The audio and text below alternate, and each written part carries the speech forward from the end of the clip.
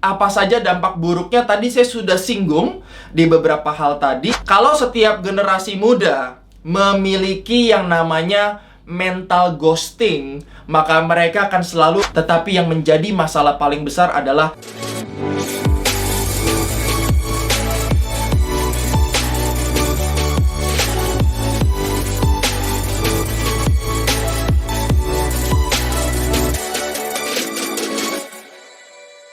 halo parents, kembali lagi di channel YouTube Ideal Parents. Semoga parents semua menjadi orang tua yang ideal pastinya buat anaknya, buat putra-putrinya, dan pastinya untuk keluarganya. Dan ternyata belakangan ini lagi ngetrend satu kata-kata yang namanya adalah ghosting. Ya, ghosting. Jadi ada pertanyaan di akun Instagram kami mengenai apa dampak buruk dari perilaku ghosting ini, terutama untuk anak-anak kita. Dan sebenarnya ghosting ini bukan hanya dialami oleh mereka yang sudah dewasa ataupun mereka yang sudah remaja, bahkan pernah dialami ketika mereka masih anak-anak, ya. Nah, apa dampak buruk yang dialami? Saya pengen berbicara dari perspektif kenapa ada istilah ghosting dan apa itu ghosting. Saya melihat perilaku ghosting ini adalah perilaku di mana mereka melakukan pelarian. Ketika mereka merasa punya ketakutan, tidak nyaman, dan mereka punya yang namanya rasa kehampaan, kecenderungan sifat manusia adalah lari dari kenyataan. Ya, ketika mereka lari dari kenyataan, mereka harus mengabaikan dan mengacuhkan lingkungan sekitarnya. Jadi kalau dibilang apakah ghosting itu hanya pada saat pacaran, jawabannya adalah tidak. Bisa saja ghosting itu terjadi pada saat sekolah. Mereka merasakan kesulitan, ketakutan, kehampaan. Mereka bisa lari dari sekolah, tetapi fisiknya ada di sana, tetapi mereka bisa memikirkan hal yang lain. Dan ini sangat berbahaya kalau setiap generasi muda memiliki yang namanya mental ghosting, maka mereka akan selalu melakukan pelarian dari setiap masalah yang mereka hadapi. Misalnya mereka pacaran, kemudian tidak suka, tidak sreg, tidak nyaman, takut, ghosting. Lagi sekolah, tidak suka, tidak nyaman, tidak sreg, ghosting. Kemudian lagi ngeles, tidak suka, tidak sreg, takut, tidak nyaman, ghosting.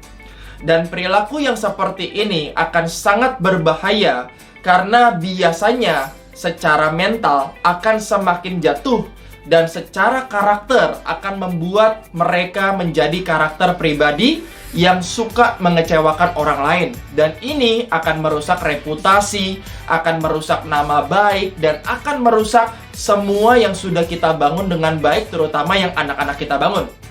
Dan apa saja dampak buruknya tadi saya sudah singgung di beberapa hal tadi. Jadi ada kendalanya. Yang pertama, perilaku ghosting ini hadir karena pelarian.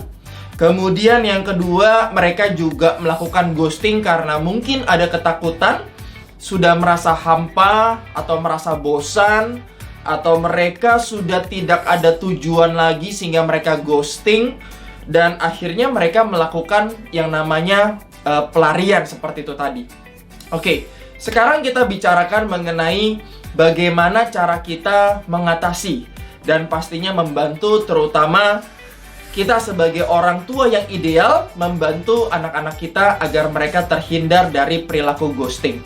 Terhindar dari perilaku yang selalu lari dari masalah, selalu lari dari kenyataan, dan ini berbahaya.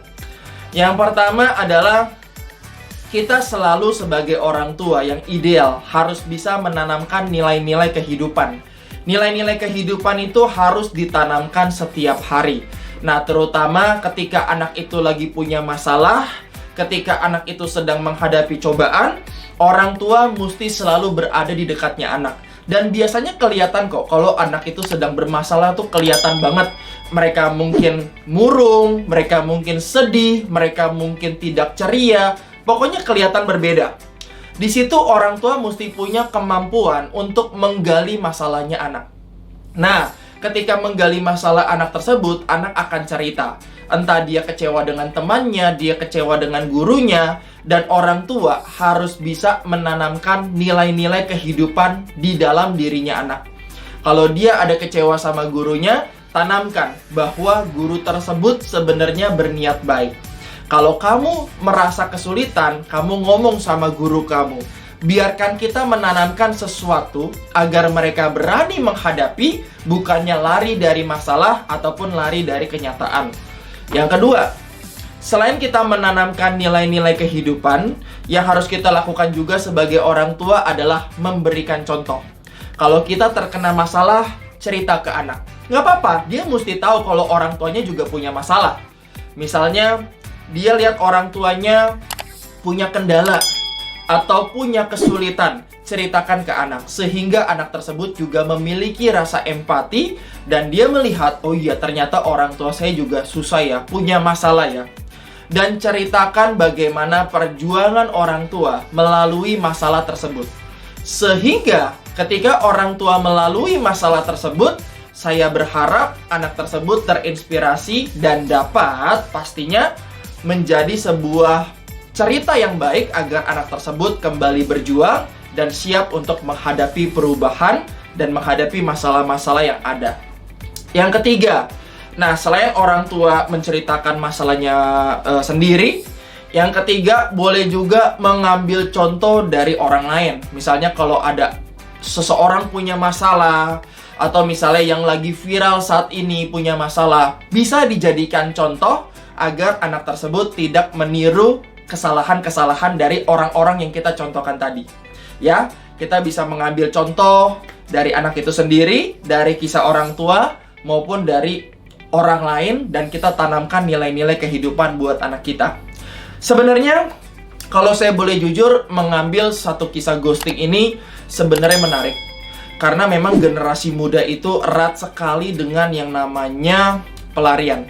Mereka tuh gampang nyerah untuk saat ini, atau mereka kurang punya yang namanya AQ atau adversity quotient. Adversity adalah daya tahan. Dan cara satu-satunya adalah untuk meningkatkan daya tahan agar anak punya daya tahan. Sebenarnya memang kita harus memberikan masalah ke anak tersebut dan kita tanamkan nilai-nilai kehidupan. Tetapi yang menjadi masalah paling besar adalah terkadang bukan anaknya yang nggak punya daya tahan, tetapi orang tuanya yang nggak punya daya tahan. Disinilah masalah mulai muncul. Akhirnya orang tua selalu membantu anak, menolong anak, mensupport anak, sampai anak tersebut tidak punya masalah apa-apa dan mereka tidak terbangun mentalnya. Nah, pada kesempatan ini, sebagai ideal parent, saya mau bilang bahwa sebagai orang tua, kita harus tahu batasan kapan kita bantuin anak, kapan kita harus tega untuk melepaskan dia menjadi dewasa, mencoba dengan mandiri. Kita harus tahu batasannya di mana. Saya percaya sebagai seorang ideal parents, kita harus menanamkan nilai-nilai kehidupan terbaik, memberikan contoh-contoh terbaik, dan pastinya jangan jadikan anak kita bermental ghosting. Sekali mereka bermental ghosting, maka kedepannya akan banyak sekali hal-hal yang akan diulangi dan jadi kebiasaan. Lari dari masalah A, dia bisa lari dari masalah B, bisa lari dari masalah C, karena kehampaan, karena tidak suka, karena bosan, dan ini harus dicegah dari sekarang. Semoga para parents bisa memberikan nilai-nilai kehidupan terbaik agar anaknya tidak memiliki pribadi yang ghosting. Dan kalau misalnya para parents ada pertanyaan berikutnya, silakan boleh komentar di Instagram kami, ataupun boleh komen di bawah untuk memberikan pertanyaan yang dapat kami jawab di video selanjutnya. Thank you buat para parents yang sudah menyaksikan video ini. Semoga bermanfaat. Jangan lupa di like, comment, and subscribe. Dan untuk para parents yang pastinya ingin mendapatkan tips-tips parenting lainnya, jangan lupa follow Instagram kami di @idealparents. Dan untuk para parents yang ingin mendapatkan informasi acara selanjutnya, silakan boleh klik www.remajasukses.com. Sampai bertemu di video selanjutnya. Salam Ideal Parents.